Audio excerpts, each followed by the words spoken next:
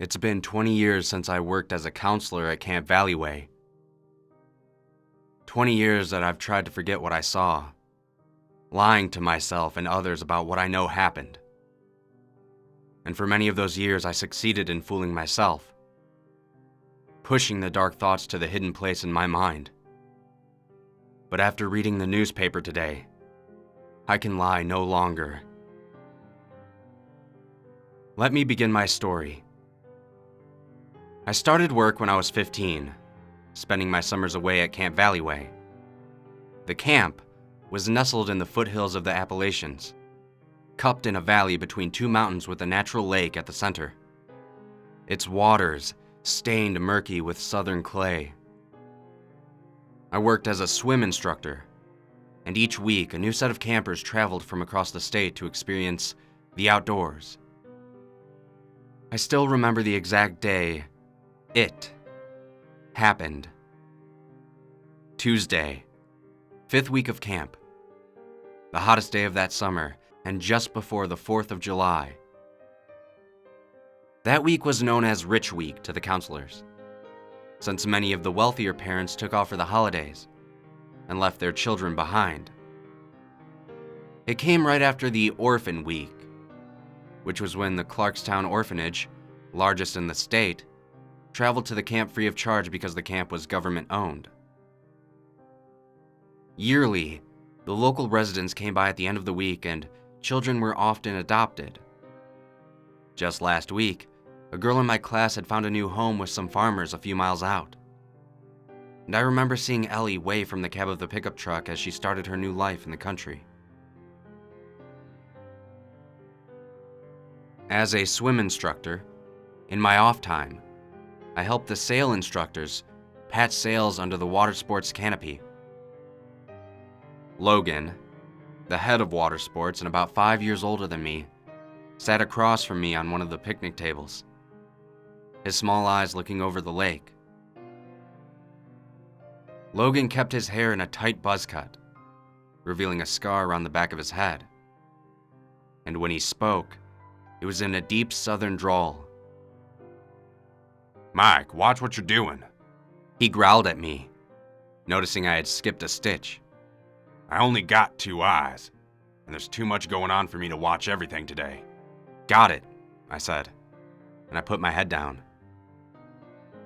Logan kept a tight watch on his crew, but now his focus was on the lake.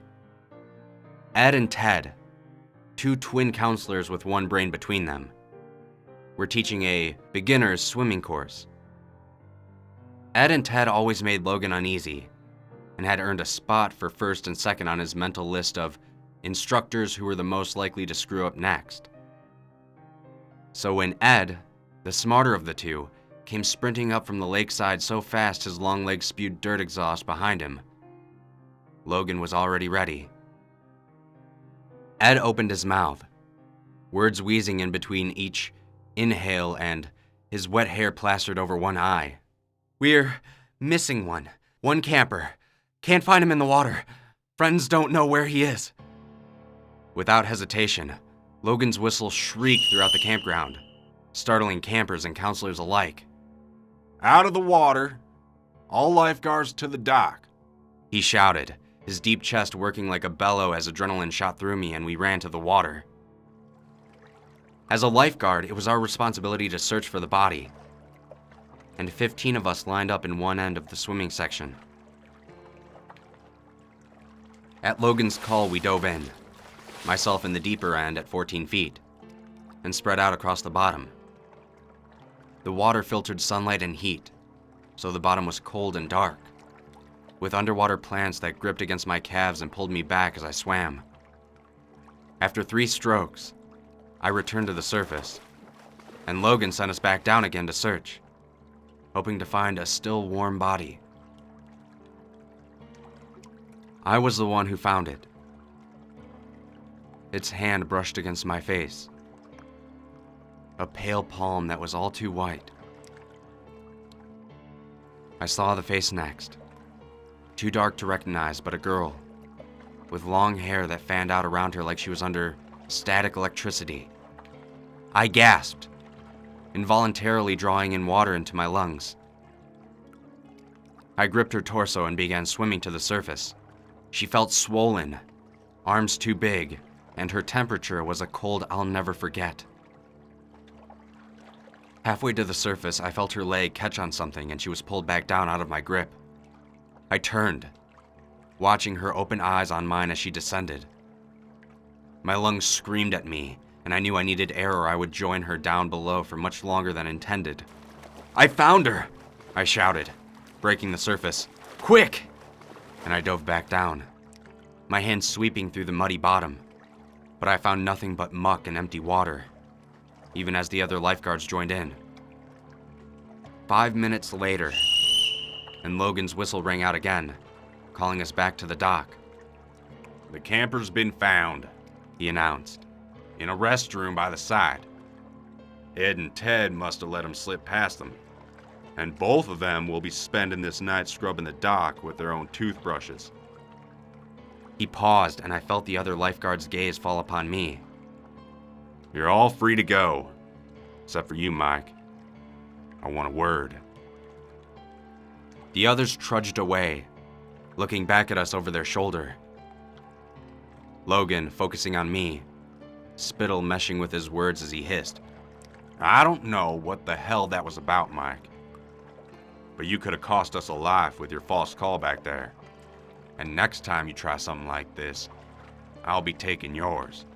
"But I saw something," I insisted. "I don't believe in ghosts, Mike. And we scoured that water. Get out of my sight. You're off the waterfront." He left, and word spread around camp about what had happened. I could tell many of them detested me, and none believed what had happened.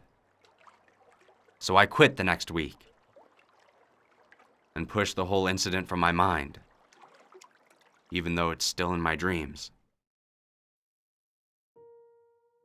That was 20 years ago, and today I hold the newspaper, the top article calling back my memories. Murders at Camp Valleyway. 19 skeletons have been discovered in the lake of Camp Valleyway, several aged at over 30 years since the time of death, and none younger than 10. Due to renovations, the lake was drained, revealing a collection of bones at the deepest region. Several femurs were found attached to anchors with rope, and after much investigation, the state police discovered the source of the bodies. 10 years ago, before Clarkstown Orphanage was shut down for embezzling state funds, each summer, their orphans spent a week at the camp. 19 were thought to be adopted by locals in nearby proximity to the camp. But after reviewing records, police have discovered these adoptions were never documented. All 19 were drowned and disposed of in the lake, at an area too deep for the campers to normally enter, except for one that drifted near the swimming area due to an unsecure rope. It is believed that the orphanage collected funds appropriated for these children long after their deaths. Police encourage anyone with information on the matter to please step forward.